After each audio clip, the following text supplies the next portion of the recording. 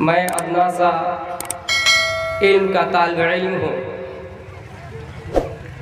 और मैं ये समझता हूँ दुनिया के अंदर अगर मुझे कोई भी डिग्री मिल जाए, चाहे मैं चतुर्वेदी बन जाऊँ, सलफ़ी बन जाऊँ, फिर भी अपने आप को एक तालिब इल्म कहूँगा। मेरे ज़ुबान से कभी अपने आप को मौलाना पर फ़ख्र नहीं करूँगा, इसलिए कि मुझे उन डॉक्टर ज़ाकिर नाइक साहब, अल्लाह ताला उनको मग़फ़िरत, अल्लाह ताला उनकी सेहत को अच्छा रखे, बरकरार रखे, उनके जुमलों पर मैं कुर्बान जाता हूँ। जबकि इतने बड़े अल्लामा, इतने बड़े मौलाना हैं, फिर भी अपने आप को स्टूडेंट का दावा करते हैं, फिर भी अपने आप को तालिब इल्म के नाम से महसूस करते हैं। हम एक चीज़ जानते हैं कि अगर हमारे अंदर इल्म की ताकत हो, हमारे अंदर अगर इल्म का ज़ख़ीरा हो, हम अगर इस्लाम की दावत को आम करने के लिए, इस्लाम को फैलाने के लिए कद्दो काविश करें, तो हमें वो शेर याद आता है कि मंजिल की जुस्तजू क्यों करता है राही, मंजिल की जुस्तजू क्यों करता है राही, इतना अजीम बन जा के मंजिल खुद तुझे पुकारे। हमें लोग ऐसे ही पुकारेंगे, ज़रूरी नहीं है कि अपने आप को बड़े मौलवी और आलिम पर फख्र करें।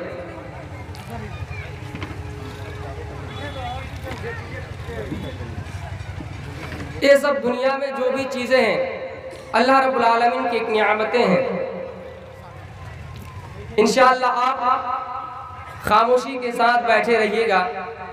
आखिर में मैं सीता और राम की कहानी बताऊंगा, मंत्र भी पढ़ूंगा। अभी कुरान से ही आपको हवाला दे रहे हैं। दुनिया में अगर आप किसी भी चीज़ पर नज़र दौड़ाएंगे तो उसमें कुछ ना कुछ अल्लाह की मसलियत आपको ज़रूर मिलेगी। जब हम और आप अल्लाह की इबादत करते हैं, अल्लाह को मानते हैं, तो उनकी चीज़ों पर गौर व फिक्र भी करना चाहिए और अल्लाह पर एक दिल में यकीन रखना चाहिए कि नहीं, अल्लाह जो करता है हमारे लिए अच्छा करता है। चाहे हमें बीमारी से आजमाए, वो भी एक अल्लाह की, उसमें अल्लाह की एक मसलियत है। अल्लाह अगर हमें भूख से आजमाए, उसमें भी अल्लाह की एक मसलियत है। मुस्लिम शरीफ के एक हदीस में आपको सुना रहा हूँ। हजरत अनस बिन मालिक इस हदीस के रावी हैं। एक ऐसा आदमी था जो अपने ऊँट पर सारा सामान लाद कर किसी जगह का यात्रा करने के लिए चला। खाने के लिए टिफिन में खाना कसा, सोने के लिए, बिछाने के लिए चादरें ली और ओढ़ने के लिए कंबल लिए और ऊँट के ऊपर बैठकर सफ़र करने लगा। थोड़ी दूर जाने के बाद जब वो थक जाता है, फिर एक ऐसी जगह पे बैठता है आराम करने के लिए। अल्लाह का मंजर देखिए, कुदरत का करिश्मा देखिए। उसके ऊँट अपना सारा सामान समेत गायब हो जाता है। यह आदमी अपने ऊँट की तरफ देखता है तो ऊँट भी नहीं है, और सामान की तरफ देखता है तो सामान भी नहीं है। बड़े आश्चर्य में पड़ गए, हैरान हो गए और इन्होंने पूरे जंगल को तलाशा, पूरे जंगल को ढूंढा, पर कहीं ऊँट नहीं मिला और ना ही सामान मिला।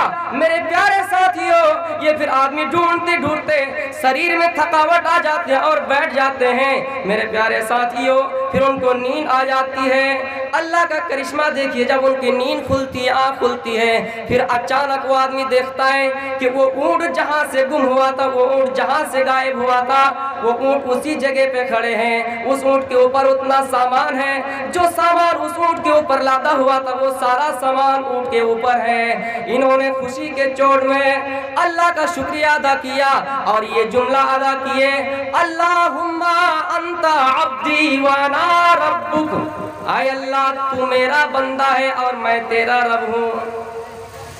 खुशी के चोट में क्या जुमला निकला कि अल्लाह तू मेरा बंदा है और मैं तेरा रब हूँ। लेकिन उनकी नीयत सही थी। मेरे प्यारे साथियों, अल्लाह रब्बुल आलमीन ने उन्हें बख्श दिया, इसलिए कि उनकी नीयत सही थी। वो कहना ये चाहते थे कि अल्लाह तू मेरा रब है और मैं तेरा बंदा हूँ, लेकिन खुशी के चोट में ये जुमला निकल गया, क्योंकि अल्लाह ताला दिलों का मालिक है। अल्लाह ताला फरमाता है, लोगों, मैं तुम्हारी सूरत को नहीं देखता हूँ, मैं तुम्हारे माल और दौलत की तरफ नहीं देखता हूँ, मैं देखता हूँ तो तुम्हारी नीयत की तरफ देखता हूँ, तुम्हारे अमाल देखता हूँ, तुम्हारी नीयत देखता हूँ कि तुम्हारी नीयत में क्या है। हम और आप कुर्बानी बड़े शौक से करेंगे, लेकिन एक बात याद रखिएगा, अल्लाह के पास ना कुर्बानी के जानवर का गोश्त पहुँचता है और ना उनके खून पहुँचता है, आपकी नीयत पहुँचती है। अगर आपकी नीयत सही तो आपकी कुर्बानी जायज़ है, आपकी कुर्बानी ठीक है। अगर नीयत सही नहीं है तो कुर्बानी ठीक नहीं है। आपको मालूम है फिरौन ने भी एक गलत जुमला कहा था। फिरौन ने लोगों को जमा किया और फरमाया फहशरा फनादा, लोगों फक़ाल अना रब्बुकुमुल आला, मैं तुम सबका सबसे बड़ा बुलंद व बरतर रब हूं। यानी फिरौन ने अल्लाह को छोड़कर अपने आप को माबूद का और रब का दावा किया। फिरौन के जुमले भी गलत थे और उस आदमी के जुमले भी गलत थे, लेकिन अल्लाह ने उसको माफ कर दिया, फिरौन को माफ नहीं किया और मूसा अलैहिस्सलाम को हुक्म दिया, ऐ मूसा फसरी बिइबादी लैलम इन्नकुम मुत्तबिऊन, रातों रात अपनी कौमों को लेकर चले जाओ। जब मूसा अलैहिस्सलाम ने अपनी कौम को लेकर निकला, जब रास्ते में देखा कि समंदर है, पानी ही पानी है, कैसे पार हुए, परेशान हो गए मूसा अलैहिस्सलाम और उनके कौम। अल्लाह रब्बुल आलमीन ने हुक्म दिया, ऐ मूसा फज़रिब बिअसा कल बहरा, अपने लाठी को समंदर पर मारो, रास्ता निकल जाएगा, रास्ता बन जाएगा। मूसा अलैहिस्सलाम ने अपने लाठी को समंदर पर मारा, दोनों तरफ का पानी एक तरफ, दोनों तरफ का पानी दो तरफा हो गया और बीच में से रास्ता निकल गया। मूसा अलैहिस्सलाम और उनके कौम पार हो गए। फिरौन ने जब पीछा किया, फिरौन भी पीछा किया, जब वो भी पार होना चाहा उस रास्ते से, अल्लाह ने पानी को हुक्म दिया, दोनों तरफ के पानी आओ और मिल जाओ और फिरौन को गर्क कर दो। दोनों तरफ के पानी आया और फिरौन को गर्क कर दिया और समंदर ने फिरौन की लाश को बाहर निकाल फेंक दिया। लोगों ने उसको दफनाने की कोशिश की, लेकिन दफना नहीं पाए। लोगों ने उसको जमीन के अंदर गाड़ने की कोशिश की, लेकिन मिट्टी ने भी उसकी लाश तक नहीं छोया। फरमाया, इस जैसे फिरौन बदकर लोगों की लाश को हम जमीन भी नहीं छोएंगे। मेरे प्यारे साथियों, आज भी फिरौन की लाश जिंदा जाबिद हमारे लिए मिसाल बनी हुई है, निशान इबरत है। हमें और आपको अल्लाह की नेमतों का शुक्रिया अदा करना चाहिए। जुमले एक ही, उनका भी संगीन जुर्म, इनका भी संगीन जुर्म, लेकिन इनकी नीयत सही और फिरौन की नीयत सही नहीं। अच्छा, हम पूछ सकते हैं किसी से कि अल्लाह क्या होता है? अरे भाई हमको मालूम नहीं अल्लाह क्या है, हम अल्लाह के बारे में जानकारी लेंगे, तो ये चीज जायज है। लेकिन फिरौन ने कहा वमा रब्बुल आलमीन, रब क्या होता है? मैं ही तो सबसे बड़ा रब हूँ। फिरौन के जुमला भी वही था, लेकिन फिरौन की नीयत ये थी, अरे रब क्या होता है, मैं ही तो सबसे बड़ा हूँ। मेरे प्यारे साथियों, नीयत पर हर चीज डिपेंड है। वाइन तउद्दू निअमतल्लाहि ला तुसूहा, ऐ लोगों हम और आप अल्लाह की नियामतों को शुमार नहीं कर सकते, हम और आप अल्लाह की नियामतों को गिन नहीं सकते। अगर पूरे समंदर का पानी को सिया बना दिया जाए और जंगलों में लकड़ियां काट काट कर कलम बना दिया जाए, फिर भी हमारे पेपर भर जाएंगे, डायरी फुल हो जाएंगे, लेकिन अल्लाह की नियामतों को शुमार नहीं कर सकते, अल्लाह की नियामतों को गिन नहीं सकते। कोई इंसान ये तसव्वुर करे कि हम इंसान के बालों को गिनेंगे, हम अपने बालों को गिनेंगे तो बालों को गिन सकता है। समंदर के कतरे बना दिया जाए और उनके कतरे को एक एक करके गिनना चाहे तो गिन सकता है, लेकिन अल्लाह की नियामतें इतनी है, वइन तउद्दू निअमतल्लाहि ला तुसूहा, कि हम और आप अल्लाह की नियामतों को शुमार नहीं कर सकते हैं। ऐ इंसानों, हम जब सूरज पर नजर दौड़ाएंगे, अल्लाह ने सूरज को कैसे बनाया, इन सूरज को बनाने में भी अल्लाह की बड़ी हिकमत है। सूरह यासीन सूरह नंबर 36 आयत नंबर 38 के अंदर अल्लाह ताला फरमाता है, वश्शम्सु तजरी लिमुस्तक़र्रिन लहा ज़ालिका तक़दीरुल अज़ीज़िल अलीम। अल्लाह ने सूरज को मुकर्रर वक्त के लिए पैदा कर दिया। ये सूरज अपने वक्तों में, मुकर्रर वक्तों में दौड़ता फिरता है। हम और आप ये जनरेटर लाइट जलाए हैं, हमारी रोशनी करीब से करीब 20 फीट 50 फीट तक जाएगी, लेकिन इतनी बड़ी कायनात, इतनी बड़ी दुनिया, एक ही सूरज उनको रोशनी देता है और पूरे दुनिया को उजाला कर देता है। आपको मालूम है 2012-13 में एक मर्तबा अंधेरी हुई थी, दिन बिल्कुल अंधेरे में तब्दील हो गया था। हमें कैसा लग रहा था, सिर्फ 1 मिनट अंधेरा रहा तो हमें कैसा लगा। ये सूरज अल्लाह की कितनी बड़ी नियामत है, इस सूरज को पैदा करने में अल्लाह की कितनी बड़ी हिकमत है। कभी तो सूरज को नबी अकरम जनाब मोहम्मद रसूलुल्लाह जैसे हस्ती से तशबीह दिया और फरमाया वो सिराजम मुनीरा, ऐ नबी हमने आपको सूरज की तरह चमकने वाला रोशन बना कर भेजा है। सूरज किसी को नहीं देखता कि कौन हिंदू है, कौन मुशरिक है, कौन ईसाई है, कौन काफिर है, बल्कि सूरज सबके घर में रोशनी पहुंचाता है। हाँ, एक बात आपको बताता हूँ, सूरज को भगवान का दर्जा मत देना, इसलिए कि अल्लाह ने सूरज को पैदा किया और अल्लाह के मातहती सूरज है। अल्लाह जिस वक्त चाहेगा सूरज को तुलू करेगा और जिस वक्त चाहेगा उनको डुबाएगा। आपने कभी नहीं देखा कि सूरज पूरब की जगह पश्चिम से उगा है, तुलू हुआ है। वो अलग बात है कि कयामत की अलामत बताई गई है कि पश्चिम की तरफ से निकलेगा, लेकिन आज तक की नजर में तारीख में आप देखिए नहीं।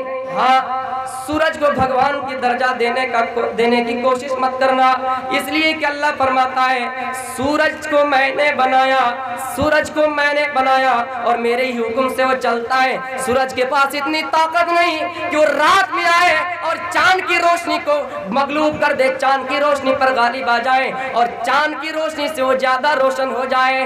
आपने कभी नहीं देखा लश्शम्सु यंबगी लहा अन तुद्रिकल कमर, सूरज के पास इतनी ताकत नहीं कि वो चांद के रोशनी पर गालिब आ जाए, चांद के रोशनी को मगलूब कर दे। ये सूरज भी अल्लाह की एक बड़ी नियामत है।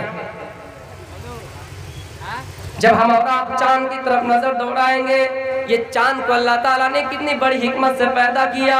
वल कमर कद्दरनाहु मनाजिला, अल्लाह ताला ने चांद के लिए भी मनाजिल मुकर्रर कर दिए, 28 और 29वीं मनाजिल। जीके में आता है कि चांद 4 लाख या 4000 मील की दूरी पर है। इस चांद पर 1969 से 1972 तक 12 वैज्ञानिक जा चुके हैं, वहां पर झंडे भी गाड़ के आए हैं। रॉकेट से अगर आप सफर करेंगे तो 13 घंटा, कार से करेंगे तो 130 घंटा। अल्लाह ताला ने इन चांद को बड़ी हिकमत से पैदा किया। लोगों, चांद के अंदर जो दाग बना हुआ है, आप जो उस चांद के तरफ बीच में वो चीजें देखते हैं, कभी आपने उसको देखने में चेंजिंग पाए? अल्लाह का कितना बड़ा करिश्मा है, अल्लाह का कितना बड़ा कुदरत है। हमारी माँ बहनें अपने बच्चे को खामोश करने के लिए उन्हें गली कोचे में ले जाती है और उन्हें चंदा मामा कह के दिखाते हैं। अल्लाह की कारीगरी से वो बच्चे खामोश हो जाते हैं।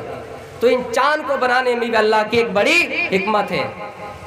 ये जो आप सितारों को देख रहे हैं, करोड़ों मील की बुलंदी पर है, करोड़ों मील की बुलंदी पर है। हजरत कतादा फरमाते हैं, अल्लाह के नबी फरमाते हैं कि अल्लाह ताला ने इन सितारों को खलकल्लाहु हाज़िन नुजूम लिसलासा, 3 मकसद के लिए पैदा किया। सितारों को 3 मकसद के लिए पैदा किया। ज़ीनतन लिस्समा, आसमान की जीनत के लिए, वरुजूमन लिश्शयातीन, शयातीन को कंकड़ी मारने के लिए, व अलामतिन युहतदा बिहा, और उसके जरिए से जिहाद सिमत मालूम करने के लिए अल्लाह ताला ने सितारों को 3 मकासद के लिए पैदा किए हैं। जब हम अल्लाह की एक एक चीजों पर गौर करेंगे तो हमें अल्लाह की नियामतें जरूर मिलेंगे, अल्लाह की मसलियात जरूर मिलेंगे। आपको मालूम है, यूट्यूब पर सर्च कीजिए, वहुवल्लज़ी मरजल बहरैनी वजअल बैनहुमा बरज़खन व हिज्रन महजूरा। एक ऐसे समंदर भी है जहां पर पानी की 2 लहरें बह रहा है, यानी एक ही समंदर 2 तरह का पानी है। एक हाज़ा अज़बुन फुरात व हाज़ा मिल्हुन उजाज, एक हाज़ा अज़बुन फुरात और दूसरा व हाज़ा मिल्हुन उजाज, यानी एक में मीठा पानी और दूसरे में खाड़ी पानी। यानी अल्लाह का ये करिश्मा है। और अल्लाह ताला फरमाता है कि हमने उनके दरमियान पोशीदा आग बना दी, हमने उनके दरमियान पोशीदा दीवार खड़ी कर दी। आप देखिएगा वो पानी कभी मिलेगा नहीं। आप एक ही तालाब पर, एक ही नदी पर दूध भी छोड़ेंगे, शहद भी छोड़ेंगे, दूध और शहद मिल जाएगा। लेकिन अल्लाह का करिश्मा है, अल्लाह का कुदरत है कि वो पानी कभी मिलता नहीं है। अल्लाह ताला ने उनके दरमियान एक आड़ पैदा कर दी है। इंसानों, कभी अपने नफ्स पर भी गौर किया है? बड़े फख्र से चलते हैं, गाल फुलाकर चलते हैं, लोगों को घमंडी दिखाकर चलते हैं, लेकिन कभी अपने वजूद पर गौर किया है कि अल्लाह ताला ने इंसान को किस चीज़ से पैदा किया? अल्लाह ताला ने इंसान को एक हकीर पानी से, नुत्फे से पैदा किया। सूरह तारिक सूरा नंबर 86 आयत नंबर 5 के अंदर पढ़िए, फलयंजुरिल इंसानु मिम्मा खुलिक। इंसान को गौर करना चाहिए अल्लाह रब्बुल आलमीन उसे किस चीज़ से पैदा किया है। खुलिका मिन माइन दाफिक, उसे उछलते हुए पानी से पैदा किया है। यखरुजु मिन बैनिस सुल्बि वत तराइब, जो मर्द की पेट और औरत की छाती से निकलता है। अल्लाह ताला ने उस हकीर पानी से इंसान को पैदा किया है, और उस पानी के कतरे में कम से कम 35,000 जरासीम होते हैं। उस पानी से इंसान का वजूद हुआ है, इंसान की विलादत हुई है, और अपने आप को फख्र करते हैं। अल्लाह ताला ने उन पानी को माँ के पेट में, मादर रहम में, सुम्मा जअलनाहु नुत्फतन फी क़रारिन मकीन, महफूज करके रख दिया मादर रहम में। अल्लाह ताला ने उन पानी की हिफाजत किया। यानी जब हमारी माएँ जब काम करती है, रोटी बनाती है, फिर भी वो पानी टस से मस नहीं होता है। अल्लाह ने उनको महफूज जगह में रख दिया।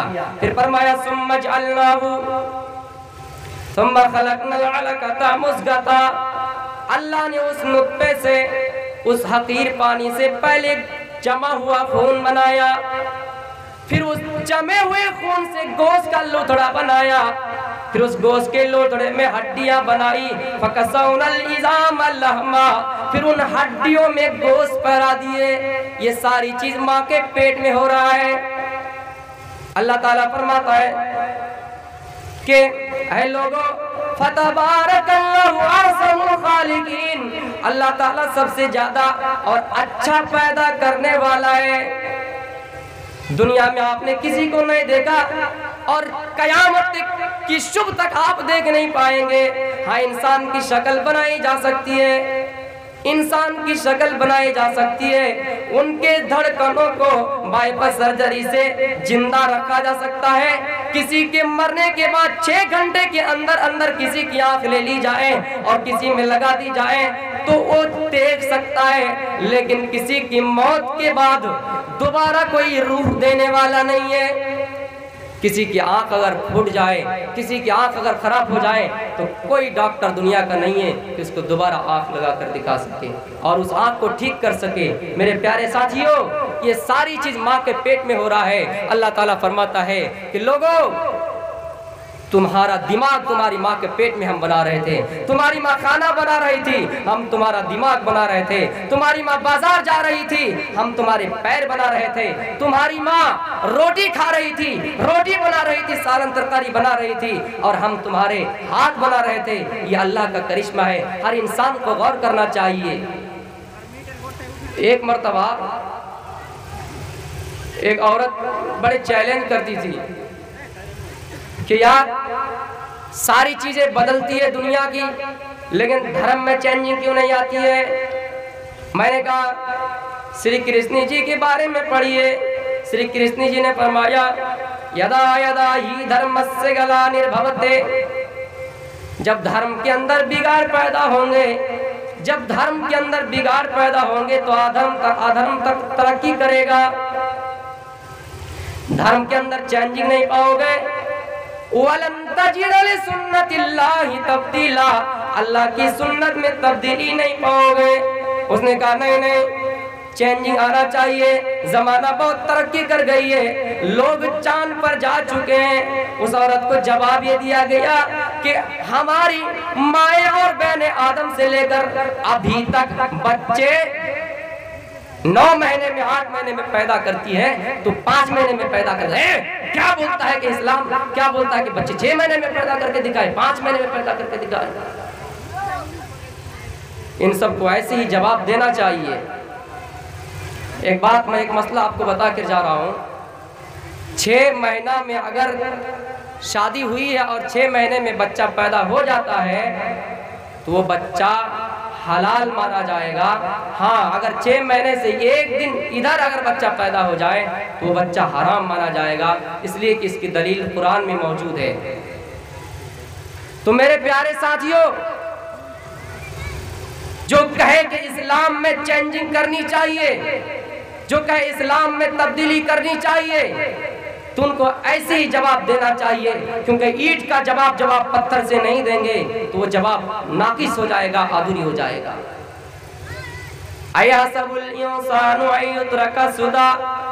ऐ इंसानों, क्या तुम समझते हो कि तुम्हें ऐसे ही छोड़ दिया जाएगा? नहीं नहीं। अलम यकुन नुतफतम मिन मनी युमना, हमने तुम्हें एक नुतफे से पैदा किया। अया सबुल इंसानु अय्युत्रका सुदा, अलम यकुन नुतफतम मिन मनी युमना सुम्मा काना अलकतन फखलक फसवा फजअल मिनहु ज़ौजैन ज़कर वल उन्सा। फिर हमने नस्ल इंसानी को जारी रखने के लिए, हमने नस्ल इंसानी को आबाद रखने के लिए, हमने मादरे रहम में तुम्हारे माँ के पेट में बच्चा भी पैदा किया और बच्ची भी दिया, यानी लड़का भी पैदा किया और लड़की भी पैदा किए। अल्लाह फरमाता है कि हमने मादरे रहम में लड़का भी दिया और लड़की भी दी। अगर 3 लड़की पैदा हो जाए, सास बहू को कहेंगे चौथा अगर लड़का ना हो तलाक दूंगी। ये आजकल शौहर भी कहते हैं, मर्द भी कहते हैं कि अगर चौथा लड़का ना हो तो तलाक दे दूंगा। हालांकि गलती लड़का की है। लड़के के मनी पर डिपेंड करता है कि बच्चा होगा या बच्ची। अगर लड़के के मनी में ज्यादा जरासीम पाए जाएं या उनकी स्पीड ज्यादा हो तो लड़का पैदा होगा, वरना लड़की। ये चीज लड़के की गलती है। लेकिन कोई अगर अपने बीवी को डांटता है तो उनके मुंह पर कहिए, अगर कोई सास अपनी बहू को डांटती है तो उनसे कहिए कि ये सास नहीं बल्कि डाइन है, बल्कि चुड़ैल है। उनसे कहिए कि तेरे पैर कब्र में लटक चुके हैं और तुझे पोता का ख्वाहिश है। जब ये पोता, जब तुम्हारी मौत आएगी तो तुम्हें, जब तुम्हारी मौत आएगी और तुम खासोगे तो तुम्हें निकाल कर बाहर फेंक देंगे। तुम ऐसे ही कर रहे हो, ये चीज गलत है मेरे भाइयों। अल्लाह ने जिसकी जी किस्मत में जो लिख दिया वो कर दिया। अल्लाह फरमाता है कि मादर रहम में हमने बेटा और बेटी इसलिए पैदा किया ताकि नस्ल इंसानी आबाद रहे, रिश्ता लोगों से जुड़ता जाए। अगर बेटा ही बेटा पैदा होता जाए तो बेटी कहां से मिलेंगी? बेटी को अल्लाह के नबी ने रहमत बनाए, लेकिन हम और आप उसको बिगाड़ दिए। हम और आप उनके इज्जत को बरकरार नहीं रखे। फिर फरमाता अलैसा ज़ालिका बिक़ादिरिन अला अय्युहियल मौता, इंसानों क्या मरने के बाद तुम्हारा दोबारा वजूद नहीं होगा? क्या तुम सोचते हो कि तुम्हारा हिसाब व किताब मरने के बाद खत्म हो जाएगा? नहीं, अल्लाह ताला तुम्हें दोबारा जिंदा करने पर भी कादिर है। अल्लाह ताला तुम्हें दोबारा जिंदा करेगा और तुमसे हिसाब व किताब लेगा। कैसे दोबारा जिंदा करेगा? एक मर्तबा हज़रत इब्राहिम अलैहिस्सलाम से अल्लाह से ही सवाल किया। सूरह बकरा सूरह नंबर 2 आयत नंबर 260। क़ाल इब्राहिम रब्बी इन्नी अरिनी कैफ़ तुहियल मौत। ऐ अल्लाह, मरने के बाद इंसान को दोबारा कैसे जिंदा करेगा? अल्लाह फरमाता है इब्राहिम, क़ाला वलम तुमिन, क्या ईमान नहीं है? फरमाया क़ाला, हाँ ईमान है। भला क्यों नहीं? वलाकिन लियत्मइन्ना क़ल्बी, लेकिन मेरे दिलों को सुकून पहुंच जाएगा, मेरे दिलों को इत्मीनान पहुंच जाएगा। दिखाइए मरने के बाद कैसे इंसान को दोबारा जिंदा करेंगे। हज़रत इब्राहिम को अल्लाह ताला ने फरमाया कि फ़ख़ुज़ अर्बअम मिनत तैर, 4 परिंदों लो, 4 परिंदों को अपने हाथों में लो और उसे उड़ाकर मारूस कर लो, यानी इस तरह उन्हें पालो, इस तरह उन्हें पोषो कि वो तुम्हारी सारी इशारा समझ जाए। जिस तरह आपने देखा होगा जो बंदर का खेल लेके आते हैं, बंदर बंदरिया को नचाते हैं और उनसे कहते हैं कि ससुराल किस तरह जाते हैं, वो जाकर दिखाते हैं। अगर बीवी शौहर से नाराज हो जाए तो बीवी कैसी करती है, मुंह टेढ़ा करके भागती है महके। ये सारे चीज बंदर और बंदरिया को सिखा दिए जाते हैं। उस तरह अल्लाह रब्बुल आलमीन ने फरमाया इब्राहिम तुम 4 परिंदे लो और उसको उड़ाकर मानूस कर लो, तुम्हारी इशारा वो समझ जाए। 4 परिंदों को लिया, अल्लाह ताला ने फरमाया इब्राहिम उन 4 परिंदों को जिबा कर दो और उनके गोश्त को पहाड़ों में अलग अलग करके रख दो। 2 बोटी इस पहाड़ के किनारे रखो, 2 बोटी उस पहाड़ के किनारे रखो। इब्राहिम अलैहिस्सलाम ने इसी तरह किया। फिर अल्लाह ताला ने हुक्म दिया ऐ सारे जिस्म, ऐ सारे बॉडियों एक तरफ जमा हो जाओ। सब जमा हो गए। परिंदे में गोश्त जुड़ने लगे, हड्डियां जुड़ने लगी, पंखे जुड़ने लगे। इस तरह करते करते वो परिंदे जिंदा हो गए, इस तरह करते करते वो परिंदा जिंदा हो गया।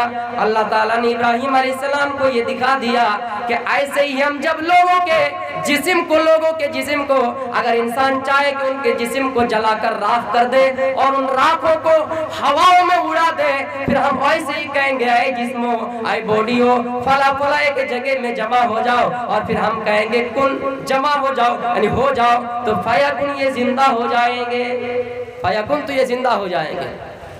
इसी तरह करते करते मेरे प्यारे साथियों, हज़रत उज़ैर अलैहिस्सलाम जब एक बस्ती से गुजर हुआ, उज़ैर अलैहिस्सलाम जब एक बस्ती से गुजरे, वहाँ पर लोगों ने शराब का दिल दादा हो गया, वहाँ पर लोगों ने शराब पी रखी थी। अल्लाह ताला ने उन बस्ती को उजाड़ दिया था, अल्लाह ताला ने उन बस्ती को वीरान कर दिया, अल्लाह ने उनकी बस्ती को तहस नहस कर दिया, अल्लाह ने उस बस्ती को गर्क कर दिया। जब उज़ैर अलैहिस्सलाम उस बस्ती से गुजरे तो देखा कि ये बस्ती वीरान पड़े, अल्लाह से फौरन सवाल कर बैठा, ये अल्लाह ये बस्तियाँ जो वीरान पड़े हैं, इनके आदमी मर चुके हैं, इनके सारे सामान बेकार हो गए, ये अल्लाह तू इनको कैसे दोबारा जिंदा करेगा। अल्लाह ताला ने उज़ैर अलैहिस्सलाम को मौत दे दी। फ़अमातहुल्लाहु मियता आम, 1 साल के लिए नहीं बल्कि 100 साल के लिए उज़ैर अलैहिस्सलाम को मौत दे दी। फिर 100 साल के बाद फिर उज़ैर अलैहिस्सलाम को उठाया, फिर जिंदा किया और उज़ैर अलैहिस्सलाम से पूछा, उज़ैर अलैहिस्सलाम दुनिया में मरकर कितने दिन रहे? उज़ैर अलैहिस्सलाम कह रहे हैं लबिस्तु यौमन औ बाद यौम, दिन का कुछ हिस्सा या एक दिन या उससे कुछ कम। यानी बताते हैं, तफसीर वाले लिखते हैं कि हजरत उज़ैर अलैहिस्सलाम को जब अल्लाह ने मौत दी, वो सूरज निकल रहा था, सूरज के तुलू होने का वक्त था, अल्लाह ताला ने इस टाइम में उज़ैर अलैहिस्सलाम को मौत दी, और शाम के सूरज गुरूब होने से पहले अल्लाह ताला ने उज़ैर अलैहिस्सलाम को जिंदा किया। मेरे प्यारे साथियों, हम और आप अगर गौर करेंगे तो सारी चीजें अल्लाह की नियामतें ही मिलेंगी। अल्लाह ताला के बारे में आता है कि लोगों, अल्लाह ताला एक ऐसी जात है कि फरमाते हैं वो ईश्वर, वो गॉड, वो ईश्वर जो सारे दुनिया का रचनाकार, रचयिता और रचनाकार है, वो एक ही है, दूसरा नहीं, जरा सा भी नहीं, किंचन जरा सा भी नहीं। एको ही द्वितीयो नास, एको ही द्वितीयो नास, वो एक ही है, दूसरा नहीं। अल्लाह की जात बता रहे हैं, लोग उन्हें कई नामों से बुलाएंगे, एकम विप्रो सत्तवहुदा वद्दनी, लोग उसे कई नामों से बुलाएंगे। यानी अल्लाह के बहुत सारे नाम होंगे, कोई खालिक से पुकारेगा, कोई जब्बार से पुकारेगा, कोई अल्लाह ताला को रज़्ज़ाक से पुकारेगा, कोई अल्लाह ताला को मालिक से पुकारेगा, कोई अल्लाह ताला को कुद्दूस से पुकारेगा। मेरे प्यारे साथियों, वलिल्लाहिल अस्माउल हुस्ना, अल्लाह के बेहतर से बेहतर नाम है, लोग अल्लाह को इस नाम से पुकारेंगे। आगे फरमाया नकासिए कसकीजा जनीता न कदीफा, वो ईश्वर ऐसा है जिसको दुनिया की किसी हस्ती ने जाना नहीं, वो ईश्वर ऐसा है जिसको किसी माँ ने जाना नहीं, किसी पाप ने जाना नहीं, वो ईश्वर ऐसा है, और ना ही उसके माता ना ही उससे कोई जाना है, यानी ना वो किसी का बेटा है और ना उसके कोई बेटा है। जब कुरान पढ़ेंगे लम यलिद वलम यूलद वलम यकुल लहू कुफुवन अहद, वो ईश्वर ऐसा है जिसको दुनिया में किसी ने पैदा नहीं किया और ना ही उसके बतन से कोई हुआ है।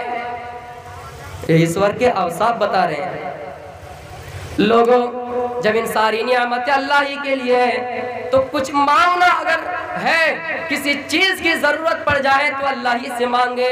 या चितियो पिम्मिम्मा नस्तस्मा देवी सोड़ी रिसा, ईश्वर से ही मांगे, कोई दूसरा देने वाला नहीं है, कोई देवी देवता तुम्हें कुछ देने वाला नहीं है। कुरान में उदऊनी अस्तजिब लकुम, ऐ लोगों, कुछ मांगना है तो मुझसे ही मांगो, बेटा बेटी मांगना हो तो मुझसे ही मांगो। अगर तुम्हें सेहत चाहिए तो अल्लाह ही से मांगो। ये अल्लाह, हमारी जिस्म में कमजोरी है, हमारी तबीयत में नासाज, ये अल्लाह साजगार कर दे। इन सारी चीजों को अल्लाह ही से मांगनी चाहिए। इन क्योंकि सारी चीजों का रचनाकार और रचयिता अल्लाह ही है, कोई दूसरा नहीं है। ला इलाहा इल्लल्लाह हल्ले पापन इल्लल्लाह परंपरा, तू जो चाहे स्वर्ग जपेदा मुहन्नम। उस ईश्वर के अलावा कोई दूसरा माबूद नहीं है। हाँ, अगर किसी इंसान को जन्नत जाना है, किसी इंसान को पर्दन नगर जाना है, किसी इंसान को अगर पैराडाइज के अंदर जाना है, तो मुहम्मद रसूलुल्लाह के शरीयत को अपनाना है, मुहम्मद रसूलुल्लाह के शरीयत को फॉलो करना है। इसलिए कि रामचरित्र मानस में लिखा है, तब तक सुंदर मद्दी को या बिना महाबत पार ना हो, या मोहम्मद के अलावा कोई दूसरा रास्ता नहीं है। हाँ, आप किसी दुनिया का यात्रा करेंगे, हमें रास्ता बहुत मिल जाएगा, लेकिन जन्नत एक ऐसा रास्ता है, जन्नत एक ऐसा घर है जिस पर जाने के लिए, जिसको अपना मकाम हासिल करने के लिए, जिसको अपना घर बनाने के लिए हमें जनाबे मोहम्मद रसूलुल्लाह का रास्ता इख्तियार करना है, उनके रास्ता ही को पकड़ना है, उनके रास्ता ही को लाजिम बनाना है। अल्लाह रब्बुल आलमीन के बारे में आता है, लोगों महीदे वस्से सभी तू परिष्टु महान इमादित्तोड़ो तपसा प्रस्ता। सारी तारीफें अल्लाह ही के लिए, सारी प्रशंसाएं अल्लाह ही के लिए, सारी तारीफें अल्लाह ही के लिए, यानी अल्हम्दुलिल्लाहि रब्बिल आलमीन। अग्ने नया सुपथाराए आसमा, ईश्वर तू हमें सीधी राह की तरफ चला। ईश्वर जो इस्लाम का रास्ता है, जो सीधा सीधा मर गए, उसी पर हमको चला। यानी जब हम सूरह फातिहा पढ़ेंगे, इहदिनस सिरातल मुस्तकीम, आए खुदा तू हमको सीधी रास्ते पर चला। वो सुरदया माना, वो बड़े रहम करने वाले, बड़े कृपालु है, यानी अर्रहमानिर रहीम, वो रहम करने वाले और बड़ा मेहरबान है। मेरे प्यारे साथियों, वयुनान बियुदान, वो कयामत के दिन का मालिक है, कयामत के दिन का मालिक है, मालिक यौमिद्दीन। ये सारे औसाफ वेदों में अल्लाह के बारे में मौजूद है। अल्लाह की नियामत को हमें और आपको याद करना है। मौजूदा हालात में हजरत आयशा के बारे में तौहीन करने वाले, जिन्होंने एक फिल्म रिलीज किया था, किसी वजह से वो पास नहीं हो पाया, जिन्होंने एक बैनर लगवाया था मस्जिद के बारे में, नाम मैं खुलासा नहीं कर रहा हूं, मैं मुख्तसर आपको समझा रहा हूं। उसी शख्स ने कुरान की 26 आयतों पर इल्जामात लगाए और कहा कि ये आतंकवादी को बढ़ावा देता है। मेरे प्यारे साथियों, कुरान भी एक अल्लाह की नियामत थी, कुरान भी एक अल्लाह की नियामत है और कयामत की शुभ तक बाकी रहेंगे। इसलिए आपको घबराना नहीं है कि कुरान की 26 आयतें मिट जाएंगे, नहीं, अल्लाह ताला ने खुद इस कुरान की गारंटी ली है और फरमाया कि इन्ना नहनु नज़्ज़लना ज़िक्रा व इन्ना लहु लहाफ़िज़ून, कि इस कुरान को हमने नाजिल किया और इस कुरान की हिफाजत की गारंटी हम ले रहे हैं। इसी तरह बहुत लोग पैदा होंगे कुरान को मिटाने वाले, कुरान की 26 आयतों को रिमूव करने वाले, 26 आयतों के ऊपर इल्जामात लगाने वाले, लेकिन आप जरा सख्त से मस नहीं होइए, क्योंकि हम इस कुरान की गारंटी ले रहे हैं। ज़ालिकल किताबु ला रैब फीही, इस किताब में कोई शक नहीं है। अल्लाह ताला ने इस कुरान की इतनी कुरान को मुकद्दस किताब बनाया और इसकी इतनी फजीलत बयान की कि कुरान के एक हर्फ पढ़ने पर 10-10 नेकियां मिलती है। कैसे हम गवारा कर लेकर उन 26 आयतों को हटाए? मेरे प्यारे साथियों, इस कुरान की हिफाजत करने के लिए कुरान के अंदर 114 सूरतें हैं। हम अपने जिस्म के बॉडी को 114 हिस्सों में बांटेंगे और एक एक बॉडी, एक एक जिस्म को हम कुरान की सूरतों में, कुरान की सूरतों की हिफाजत करने में लगा देंगे। कुरान के अंदर 6666 आयतें हैं। हम अपने शरीर के खूनों के कतरों को 6666 में बांटेंगे और एक एक कतरा हम एक एक आयत की हिफाजत में लगा देंगे। मेरे प्यारे साथियों, कुरान के अंदर 14 सजदे हैं। हम बार बार छत से गिरेंगे, हमें कोई गिरा दिया जाए और फिर कहा जाए कि क्या कुरान की तुम हिफाजत करोगे, गिरना मंजूर कर लेंगे, लेकिन कुरान की सजदे को हम बिगाड़ने नहीं देंगे। ये मेरा चैलेंज रहा। 1985 में भी कोलकाता में ऐसा हुआ, एक आदमी ने 56 आयतों पर इल्जामात लगाए और कोलकाता हाई कोर्ट में उन्होंने भी अर्जी दाखिल किया कि कुरान की 56 आयतों को रिमूव कर दिया जाए। लेकिन वहां के वकील भी, जज भी बड़े होशियार थे।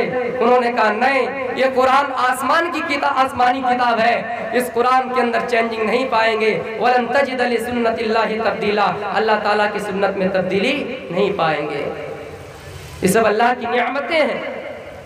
इस कुरान के बारे में अल्लाह के नबी फरमाते हैं कि हज़रत उस्मान इस हदीस के रावी है कि खैरुकुम मन तअल्लमल कुरान व अल्लमहु, इस कुरान को पढ़ने वाला, इस कुरान को सिखाने वाला सबसे बेहतर शख्स है। लेकिन हम इन नियामतों को कैसे ठुकरा रहे हैं। वो अलग बात है कि किसी के ज़हन में ना उतरे, कुरान सबके लिए हिदायत नहीं है। कुरान तो मोमिनों के लिए हिदायत है, मुत्तकियों के लिए हिदायत है, यानी कुरान समझने वालों के लिए हिदायत है। डॉक्टर शिव शक्ति स्वरूप इन कुरान की आयतों को पढ़कर इस्लाम ले आए। जब कुरान में ये जुमला देखा, कुरान में ये आयतें देखी कि माँ के पेट में बच्चा कैसे बनता है। 1400 साल पहले साइंस ने इतनी तरक्की नहीं की थी, मेडिकल साइंस ने इतनी तरक्की नहीं की थी कि माँ के पेट में सबसे पहले खून का लोथड़ा बनता, गोश्त का लोथड़ा, उसके बाद हड्डियां पढ़ाए जाते हैं, उसके बाद उस हड्डियों में गोश्त बनाए जाते हैं। उन्होंने ये चीज देखकर इस्लाम ले आए, कलिमा पढ़ा और मुसलमान हुए। कुरान समझदारों के लिए हिदायत है। मेरे प्यारे साथियों, हमारे गवर्नमेंट ने भी इस कुरान के ऊपर एक चीज पहले बताए थे कि कुरान में लिखा है कि वक़्तुल मुशरिकीन, काफिरों को कत्ल कर दो। तो उन्होंने सिर्फ, मैं अदब से नाम ले रहा हूँ, उन्होंने सिर्फ इतना कहा था कि कुरान में काफिरों को मारने की इजाजत क्यों दी है। लेकिन उन्होंने ये एतराज नहीं किया था कि कुरान की आयतों को निकाल दिया जाए। लेकिन हम और आप हैं, इस घर को आग लग गई, इस घर के चिराग से। हम और आप है जो हम और आप कुरान को नहीं समझ पाए हैं। हम और आप है जो कुरान को ताकों में बंद करके रख देते हैं। इन कुरान की एक एक आयत, एक एक हर्फ हमारे लिए निशान इबरत बनी हुई है। ये आसमानी किताब है, कयामत की शुभ तक आप इसमें चेंजिंग नहीं पाएंगे।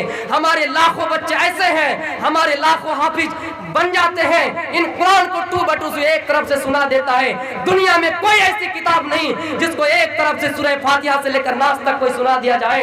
लेकिन 6 साल का बच्चा इन कुरान को सूरह फातिहा से लेकर नास तक सुना देता है। अल्लाह ने किसी किताब के बारे में नहीं कहा, ना ही कोई इंसान ये बात तसव्वुर कर सकता है कि किसी किताब के कोई हाफिज है। लेकिन कुरान के बारे में अल्लाह ताला फरमाता है, हाफिज कुरान 6 साल के बच्चे भी इन कुरान को याद कर लेता है, अपने सीने में रख देता है। दुनिया की सारी किताबों को जला दिया जाए, दुनिया की सारी किताबों को गंगा में बहा दिया जाए और फिर कहा जाए कि इस कुरान, कहा जाए इन किताबों को फिर इस दुनिया में लाओ, तो नहीं आ सकते हैं। लेकिन कुरान सूरह फातिहा से लेकर नास तक आ जाएंगे।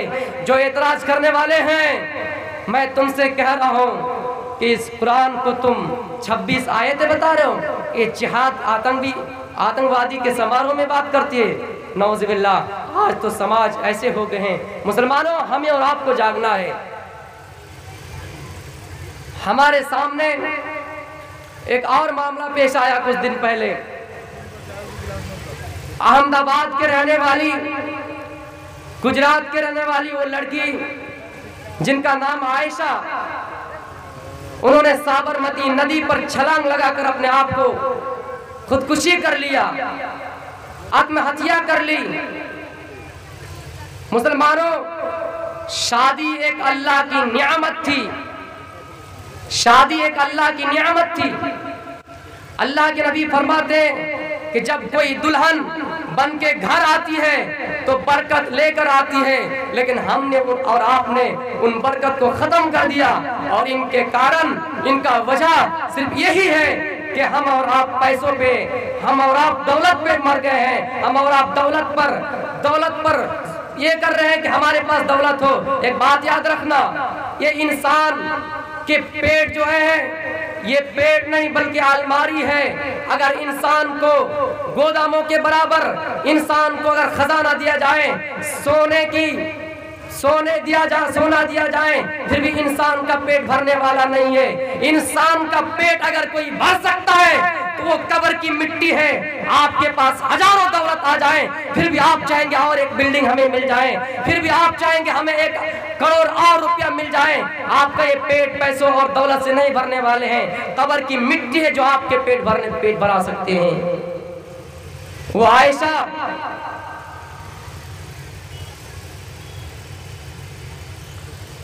मेरे प्यारे साथियों, टाइम ख़त्म होने जा रहा है। राम और सीता के बारे में कुछ बता नहीं पाए। मैं 15 मिनट टाइम और चाहता हूँ। तो राम और सीता की कहानी एक मियाँ बीवी की कहानी बताए जा रहे हैं। और सीता का जन्म मिथिला के राजा जनक जब एक मर्तबा कह साली पड़ा, उन्होंने एक पंडित से मशवरा किया कि क्या किया जाए। पंडित ने मशवरा दिया राजा जनक को कि हाल चलाया जाए खेतों में। जब उन्होंने हाल चलाया तो नीचे एक संदूक मिला, बक्सा मिला, उसके अंदर सीता मिली और हाल के पौड़े को, उनके लकीर को सीता कहते हैं और उसी से सीता का नाम सीता पड़ गया। सीता की शादी राम से 6 वर्ष की आयु में 6 साल की उम्र में शादी हुई। जब कैकेयी ने, राजा दशरथ की बीवी कैकेयी ने राम को 14 वर्ष का वनवास दिया। राम अपने भाई लक्ष्मण के साथ वनवास चले गए, अपने साथ सीता को भी लेकर वनवास चले गए। मेरे प्यारे साथियों, रावण सीता को हरार करने के लिए अपने मरीच मामा के साथ गए। मरीच मामा ने हिरण का रूप धारण कर लिया और सीता को हिरण पसंद आ गया। सीता ने अपने शौहर जीवन साथी राम को कहा, ये हिरण मुझे देखकर खूबसूरत लगता है, तो मेरी हिरण का शिकार करके ले आओ। हालांकि वो रावण का मामा मरीच था। ये हिरण शिकार करके लाओ। वो अपने बीबी की बात सुनकर हिरण शिकार करने के लिए जाता है। जब देर हो जाता है, फिर सीता अपने देवर लक्ष्मण को भी भेज देती है। कब तुम चले जाओ, क्या बात है, राम के आने में देरी हो रहा है, राम के आने में देरी हो रही है, तुम भी चले जाओ। ये लक्ष्मण अपने भाभी की हिफाजत के लिए थे, ये लक्ष्मण अपने भाभी सीता की हिफाजत के लिए थे। वो जा नहीं रहे थे। उन्होंने कहा, मेरे देवर तुम बड़े कमजोर आदमी हो, क्या तुम्हें डर लगता है जाने में? उन्होंने ये कहकर उनको भेज दिया। लेकिन लक्ष्मण ने एक लकीर खींच कर गया था। क्या है, सीता तुम इसके अंदर रहना, तुम बाहर निकालने की कोशिश मत करना।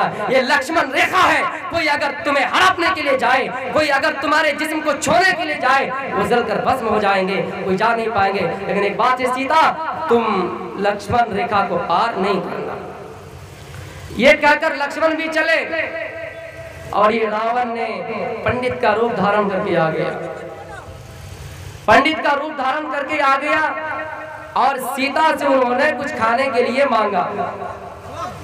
सीता खाना लाए और लक्ष्मण रेखा पार नहीं कर रही है। सीता को मालूम है ये बाबा बनकर गए रावण।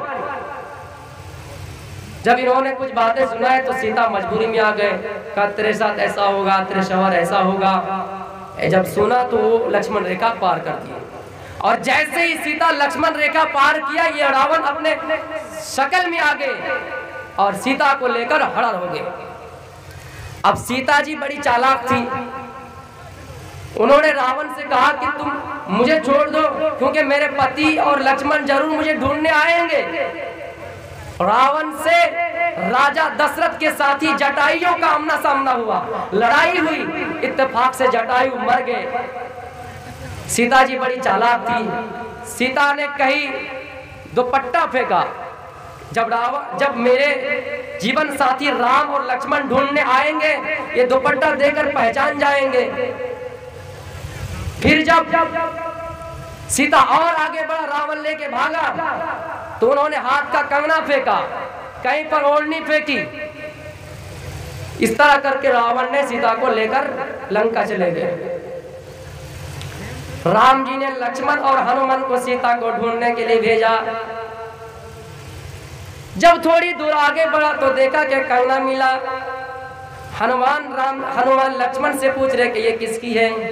कहने लगे, ये मेरे भाभी सीता की है। इसी रास्ते से रावण ने लेकर भागा होगा, चलिए और आगे चलते हैं। जब फिर और आगे गया तो देखा कि दुपट्टा पड़ा है, ये किसकी है? कहने लगा, मेरे भाभी सीता की है। इसी रास्ते से लेकर गया होगा, चलिए आगे चलिए। फिर जब आगे गया तो नाक की नथुनी मिली। उसने कहा, ये किसकी है? कहा ये तो नहीं पहचानता, हो सकता है मेरी भाभी सीता की हो। कहा मेरी भाभी सीता की हो सकता, तो बताया कि हाथ का कंगना पहचान गए, दुपट्टा पहचान गए, नाक की नथुनी क्यों नहीं पहचाने? कहने लगे ये मेरे भाभी सीता अपने नाक में पहनती थी और आज तक अपने भाभी का मैंने चेहरा नहीं देखा। ये हिंदू धर्म में भी पर्दा का जिक्र है। तब फिर रावण और लक्ष्मण ने युद्ध किया, दोनों की लड़ाई हुई और रावण मर गए, रावण कत्ल हो गए। हनुमान और लक्ष्मण ने सीता जी को छुड़ा कर लेकर आए। सीता जी को जब छुड़ा कर ले आए, सीता जी अपने शौहर अपने राम के पास जाते हैं और राम के पास झुककर ये जुमला अदा करते हैं, राम रमा सत्य है। सीता जी राम के सामने झुक रहे हैं, राम ने उसको उठा लिया, झुकने नहीं दिया और बताया ऐ सीता मेरे सामने मत झुको, बल्कि झुकना है तो ईश्वर के सामने झुको। यानी मैं तुम्हारा राम हूँ और मेरा राम भी कोई ऊपर वाला है, यानी राम के राम से झुको। ये चीज बदल गई। अब ये पढ़ी जाती कि राम नमा सत्य, राम सच है, लेकिन वो संस्कृत का जुमला ये था कि राम रमा नमा, यानी राम के सामने झुको और राम रमा सत्यास्तिम, राम के राम सच है। यानी राम जी सीता जी से कह रहे हैं कि मेरे सामने मत झुको, बल्कि मेरा भी कोई राम है ऊपर वाला, उसके सामने झुको। मेरा भी कोई राम है और वो राम सच है, उसके सामने झुको। मेरे प्यारे साथियों, इसी चीज को तो श्री कृष्ण जी बताया था कि यदा यदा ही धर्मस्य गला निर्भवति भारता। जब धर्म के अंदर बिगाड़ पैदा होंगे तो अधर्म तरक्की करेंगे, यानी धर्म मिट जाएगा और अधर्म तरक्की करेंगे। मेरे प्यारे साथियों, जब अधर्म तरक्की करेंगे तो मैं ईश्वर का रूप लेकर आऊंगा, मैं मनुष्य के रूप लेकर आऊंगा, अवतार लेकर आऊंगा। यानी यहाँ श्री कृष्ण जी ने अपने आप को भगवान का दावा किया, लेकिन यही वो कृष्ण जी है। एक मर्तबा जंगल में सोया हुआ था, किसी ने हिरण शिकार करने के लिए आया, हिरण शिकार करने के लिए आया। उन्होंने अपना तीर कमान से छोड़ा, इत्तेफाक से हिरण को तीर नहीं लगा, बल्कि वो तीर आकर श्री कृष्ण जी के पैर में लगा और उस तीर में जहर घुसा हुआ था। श्री कृष्ण जी के पैर में लगा और श्री कृष्ण जी उस जहर से मर गए। अब बताइए मेरे प्यारे साथियों, यही वो श्री कृष्ण जी है। ये एक मर्तबा उनकी गोपियां, उनकी बीबियां नदी में नहा रही थी, कपड़े उतारकर साहिल में किनारे में रख दिए और नंगी होकर नदी में नहा रहे।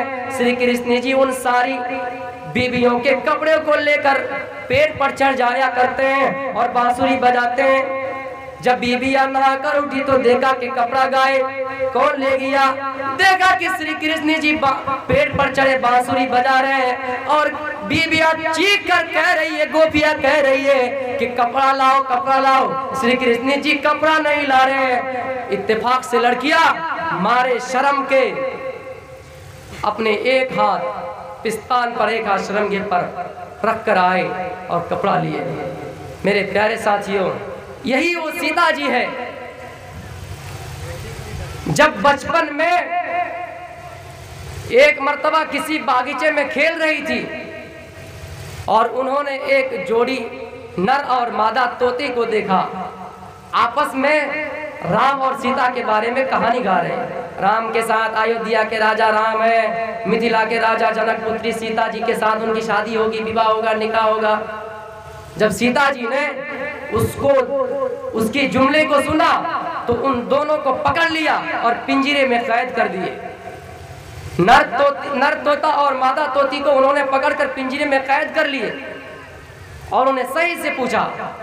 ये दोनों आपस में छुड़ने की कोशिश की कि छोड़ो छोड़ो, पिंजरे से निकालो, क्योंकि ये पिंजरा असल मस्कन नहीं है। हमने छोटे में पढ़ा था क्या हब्सुलैसा मजहबी, कैद खाना मेरा मजहब नहीं है। यानी वही यकुम मिन ज़हबी, अगर चाहिए सोने का क्यों ना हो, अगर आप किसी पिंजरे को, किसी परिंदे को पिंजरे में कैद करके रखते हैं, चाहे वो सोने का क्यों ना हो, उसको अच्छा नहीं लगता है, इसलिए कि उसका असल मस्कन रब्बी गायती, रब के जंगलात है। है, यानी पहाड़ों की चट्टानों पर बसेरा करके वो अपनी जिंदगी गुजार लेगी, जंगलों में रहकर घोंसले बनाकर आशियाना बनाकर वो जिंदगी गुजार लेगी, लेकिन किसी पिंजरे में रहना गवारा नहीं करेगी। तो परिंदे ने छुड़ने की कोशिश की, सीता जी ने सिर्फ नर तोता को छोड़ा लेकिन मादा को नहीं छोड़ा। ये मादा तोती कहने लगी, मुझे छोड़ो, मैं अपने जीवन साथी नर तोता के बगैर रह नहीं सकती। ये भी कहने लगे कि मैं अपनी मादा तोती के अलावा रह नहीं सकता। इत्तेफाक से सीता जी ने उसको नहीं छोड़ा और वो उसी पिंजरे के अंदर मर गए और ये भी बाहर मर गए। दोनों तोती तोता दोनों मर गए, नर मादा दोनों मर गए। तो उन्होंने मरते समय एक श्राप दे दिया। क्या श्राप दिया? क्या है सीता जी, जब तुम भी गर्भावस्था हालत में होंगे, जब तुम्हारे पेट में भी बच्चे पैदा होंगे, जब तुम्हारे पेट में हमल ठहरेंगे तो तुम्हें भी वनवास दिया जाएगा। और सीता जी को वनवास हुआ था, यानी जब वहां से छुड़ा कर लाए लक्ष्मण और हनुमान जी ने रावण से युद्ध करके सीता को छुड़ा कर लाए, तो ये नर तोता जो मर गया था धोबी की शक्ल इख्तियार की और जाकर बता दिए कि सीता जी रावण के साथ रहकर आए हैं, अपराधी हैं। तो लोगों ने सीता जी को गर्भावस्था हालत में वनवास दिया था और वनवास ही की हालत में सीता जी के 2 बेटा पैदा हुए थे, लव और कुश। ये दोनों बेटा गर्भावस्था हालत वनवास ही की हालत में पैदा हुए थे। जानवरों को कैद रखना ये छोटी मोटी बात नहीं है, इसमें गुनाह भी होता है। आपने सुना होगा मुस्लिम शरीफ की हदीस है, ये एक औरत फाहिशा थी, बदचलन थी, तवाइफ औरत थी, पैसा लेकर अपना जिस्म बेचती थी। सड़कों पर कोई मिल जाए 50 रुपया 200 रुपया लेकर अपने जिस्म को इस्तेमाल कराती। लेकिन इत्तेफाक से ऐसा हुआ, एक दिन वो किसी कुएं के पास थी। एक दिन ऐसा हुआ कि वो किसी कुएं के पास थी और एक कुत्ता अपने जीभ निकला हुआ हाँकता हुआ आया। उस औरत को रहम आ गया। उस औरत ने अपनी ओढ़नी को, अपने दुपट्टे को कुएं में डाला और पानी उठाया, फिर उस ओढ़नी को चिबाकर उसके जबान पर दे दिया, कुत्ते के जबान पर दे दिया। अल्लाह के नबी सल्लल्लाहु अलैहि वसल्लम खुशखबरी सुनाते हैं कि ऐ औरत, यानी वो औरत जिन्होंने कुत्ते को पानी पिलाया, प्यासा कुत्ते को पानी पिलाया, प्यासा कुत्ते को पानी पिलाया, हिया मिन दखलल जन्नह, वो जन्नत के अंदर है।